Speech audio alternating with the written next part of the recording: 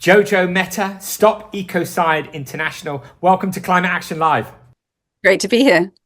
Jojo, you co-founded Stop Ecocide International.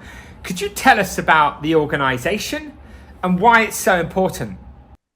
Absolutely. So we are an advocacy organization. We're global, and we work on one very specific thing, which is to drive the global conversation towards criminalizing ecocide. In other words, making it a crime to massively destroy the living world. This is super important because despite all the environmental regulations and laws we have around the world, and despite all of the multilateral environmental agreements like the Paris Agreement, like the Biodiversity Agreement from Kunming-Montreal, all of which would be wonderful if they were followed, are in fact not succeeding in preventing the massive destruction of our planetary living environment.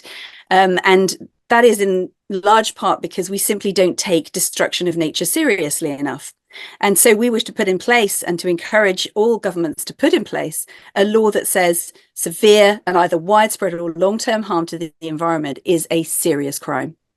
Agreed. Jojo, incredible work. And of course, you've been a great supporter of Peace One Day and many shows in the past. And it's absolutely inspirational. You know, watching the traction that you're getting on behalf of the world is just amazing. And so thank you for doing what you do. The next question I wanted to ask you is, what is your assessment of the current situation in relation to our journey of protecting our planet and the people? It's a very mixed picture right now, I have to say. Obviously, the geopolitical situation is chaotic and dangerous. And we're seeing the rise of kind of populist governments. We're seeing all sorts of broader problems in terms of the human survival on the planet. But perhaps the broadest issue, which is whether we have a livable planet at all, certainly in the context of ecocide law, is actually looking more positive in the sense that the legal direction of travel that we are driving with this conversation is really, really picking up pace. We've seen a number of different national jurisdictions over the last year where proposals of ecocide law have gone into national parliament.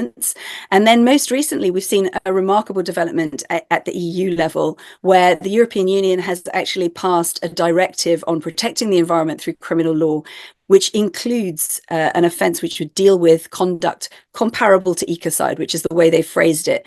So over the next couple of years, all European states are going to have to harmonise with that, which means that this is a massive, massive step in the right direction in terms of legal protection. Amazing. I'm absolutely thrilled to hear you say that. Wonderful. Okay, a phrase, no peace, no climate action. Could you talk to me about what you think when you hear that statement? Do you know, I think of it as kind of working both ways round in the sense that, of course, in a world where there is a lot of conflict going on, it is clear that becomes effectively, understandably, it becomes a major focus. It's often polarizing politically. All of those things happen. And then issues like climate and environmental breakdown can sometimes be sort of pushed out of the picture. And of course, those problems don't go away. But the other side of that is also that if we take action on climate and on environment, we are also taking action towards peace. We've effectively been in a situation of conflict with the planet itself. And so, we also need to make peace with nature, with the earth. And that in turn will have a knock-on effect politically. I mean, actually, there was a report that came out last year to show that all the situations that are currently being dealt with by the International Criminal Court, or that were at that time, all had areas where climate damage and environmental damage were either cause, means, or effect of that situation. So we can see, I think, that peace, that human security, that looking after the living world are all deeply, deeply intertwined. Yeah, peace and sustainability inextricably linked. You can't talk about one without talking about the other. Amazing, Jojo. Thank you for that. The next thing I'd like to ask you, Jojo, is what has humanity got to do to get through this crisis? And do you think we're capable of turning it around?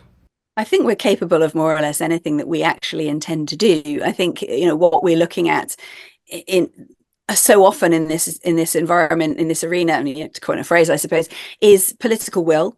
And it's also, I think, understanding of how powerful we are as human beings. I think when we look at the reality that is around us, what we're looking at is a combination of two things. We're looking at the power of Mother Nature, the power of the earth. We're talking about anything that's living and comes out of the ground or walks on four legs or flies. That's all the power of Mother Earth.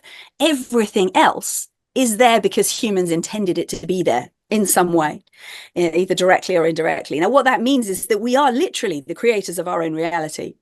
And so effectively, we kind of are obliged to be what Christiana Figueres calls stubborn optimists. Because actually, if we don't believe that we can create something, how are we ever going to create it? We have to believe it's possible. And the sort of living proof of the fact that that works is the fact that we've gone from 5 years ago, no governments talking about ecocide law, to this year, EU legislation. Now, for international law, that is rocket speed. That means it is possible. And so I'm always hopeful and always optimistic because I actually see that playing out positively in the work I'm doing. It's so fantastic to hear that. Thank you, Jojo. So if people would like to support you and the work that you're doing, how can they best do that? Well, obviously, we would direct people to our website, stopecocide.earth, where there is a sort of act now menu, kind of as long as my arm. But the key thing here that we're always looking for is conversation. This is all about a conversation. Politicians never feel safe being the first person at a party. They want to know that a conversation is already going on. And so a big part of what we do is effectively encouraging and engaging that conversation in as many different sectors and networks as possible. And everybody watching this is going to have their own networks. If you interact with policy, drop in ecocide law into those conversations. If you interact with the public, you produce articles, reports, events, bring ecocide law into that conversation. And on a more private level, whether it's your own sector or your own personal networks, start talking about ecocide, because that is what drives the global conversation. Amazing. Jojo Mehta, Stop Ecocide International. The very best of luck with everything that you're doing. Keep going. It's incredible. Thank you so much.